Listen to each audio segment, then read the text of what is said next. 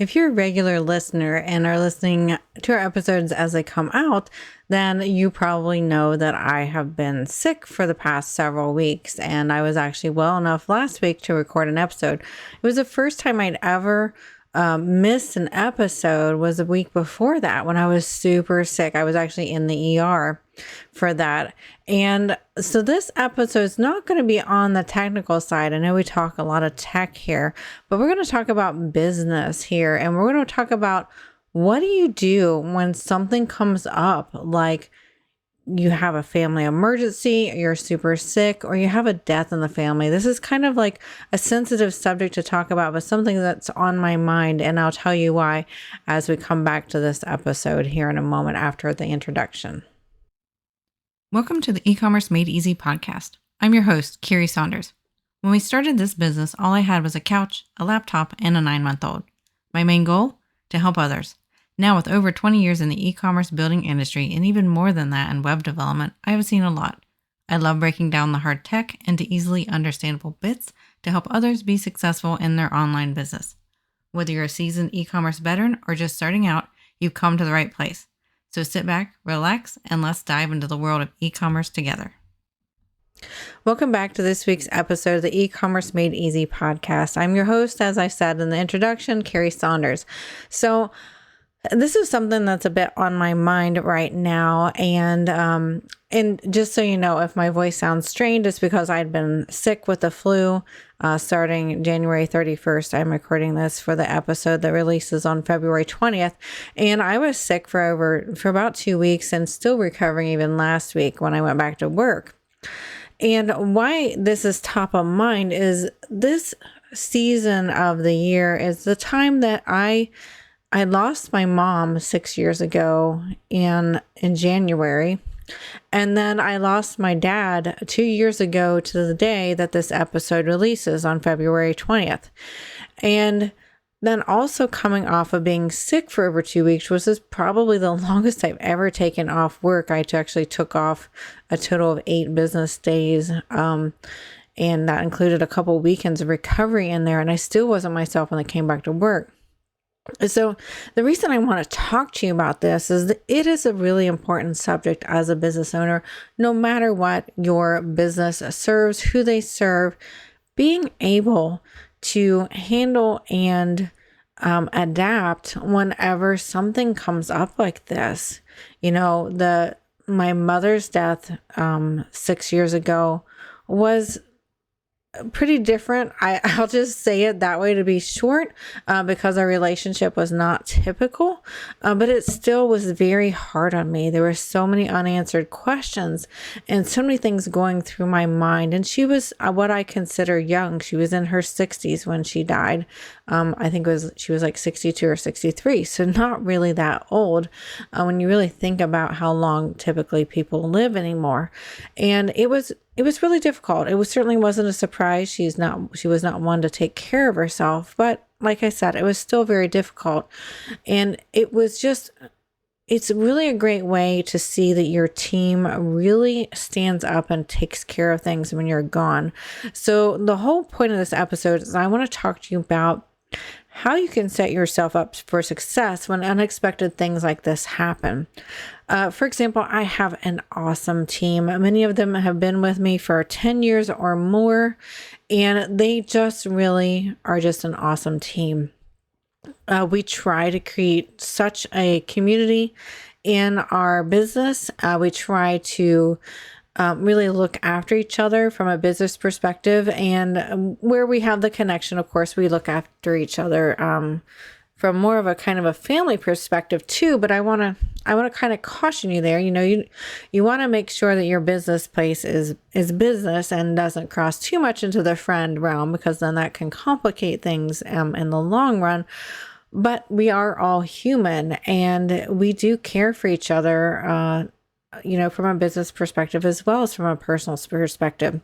I feel like we all have that, caring there for them. And so I feel like if you have a business and let's say you have maybe no employees yet, then I want you to keep these things in mind as you grow. Or if you do have some employees or even some subcontractors, really think about what systems do you need in place so that you, the business owner, can be absent for a week, 2 weeks, maybe even up to a month. What systems do you need to make sure that the business doesn't crumble and fall down? You're going to want some standard operating procedures, and you can look this up on the internet for some templates of it. I've gotten one from one of my mentors, Amy Porterfield, in one of her classes. I got some standard operating procedures templates, and they're really great because they really spell out why are we doing this task, what it is for, and then the exact steps to follow to do the task. This is something that we have had in our business. When we first started on, but it wasn't written down. So that was kind of the problem. It was all in our heads. We were such a small group. We didn't really need it to be written down, although we really should have. And that has been something I've been working on over the past year. As a business that's over 20 years old, we have lots of processes and lots of systems, and some of them are old and need to be revised, and we need to do things differently. So we're working as a group to really document standard operating procedures. For example, let's say somebody comes on board and hosts with us. Let's say one of our main hosting onboarding people is out either on vacation or sick, etc. What are the little steps? I know I can do that, but I'm not going to possibly remember all the little tiny steps. So what do you need to document in your business? What are the critical things? So I challenge you, after listening to this podcast episode, I want you to go through and write down what are those critical things that need to happen each day or each week to make sure the business is going. For us, for example, we need to be doing quotes to our customers and responding and making sure that we respond in a timely manner and get them a quote out. Now, here's something that actually happened. So when I was sick, at the same time, the other person that does quotes was out on vacation for one of the weeks, for the full week that I was actually out. I was out a little bit over half a week and then a full week. So we didn't have quotes for almost a week and a half because of that. And honestly, I was so sick, I completely forgot that this staff member asked for that week off, and I didn't even realize it till the Friday of that week. And so I had to, of course, apologize and let the people waiting for quotes know what was going on so that they knew that we weren't ignoring them on purpose. But if I'd had a standard operating procedure in place for that, which is one of the ones I don't have, I could have at least gotten one of our staff members. They may not have been able to do the quote, but they probably could have gotten at least enough information so that when we came back to work, we could do the quote more quickly, the person and I who do quotes. So whenever you experience something like this, where you're unexpectedly out, that's really going to light your eyes up to what's really needed. And so it would be better though, right, if I had already been prepared for that before it happened. Same thing goes for, 2 years ago when I lost my father. I was up in Columbus, which is the capital of Ohio. That's where some of our main major hospitals are, and the hospital down in our area wasn't going to be able to handle his case. They had him for a little bit, but they just couldn't handle what was going on. And so I was up in Columbus for several days. Sometimes I would drive back home. It's only about an hour and 15 minutes away from my home. And my stepmother would stay all night with him, and then we were trading back and forth. But that was a lot of disrupted work. One, mentally, of course, because my father was in his last days. But also because there was a lot of driving, there was a lot of just moving parts in being there for him and being there for my stepmother. And then, of course, I had the grief recovery after that, which, I probably didn't take enough time off for that, knowing me. That's just kind of my personality. So it's something I am working on.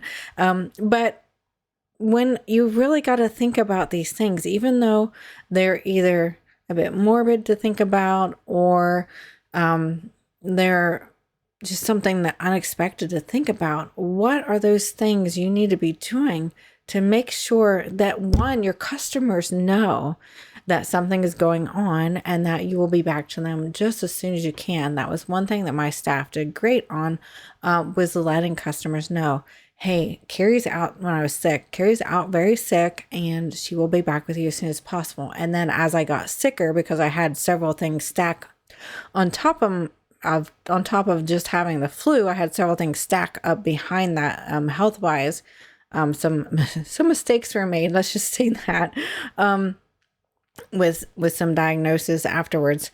And, my staff was really great at saying, hey, sorry, she's still out. We expected her to be back by now. And they just updated the customer. And we've talked about this in our customer trust series too.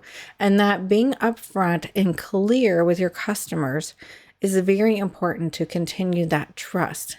And I feel like all the people that I have seen that I've looked at the communication with them in this situation where I was out ill, it seemed like they were, very patient, they were understanding, and they appreciated being known up front what was going on and knowing they weren't being ignored.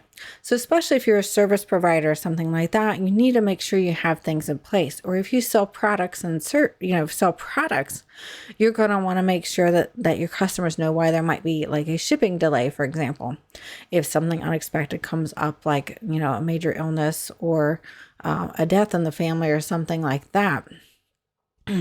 So this is going to be a little bit of a short episode because my voice still, hopefully you can probably hear it, is not real strong still. And it's been like 3 weeks now almost.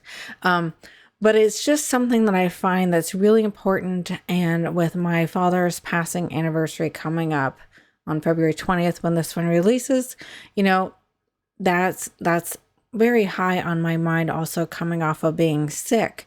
And it's something we won't always think about until we're in that situation. So I hope this is helpful to make you really think about that. What are the things I need in place to be successful when I'm not in my business? And it also helps you take vacations a bit better too.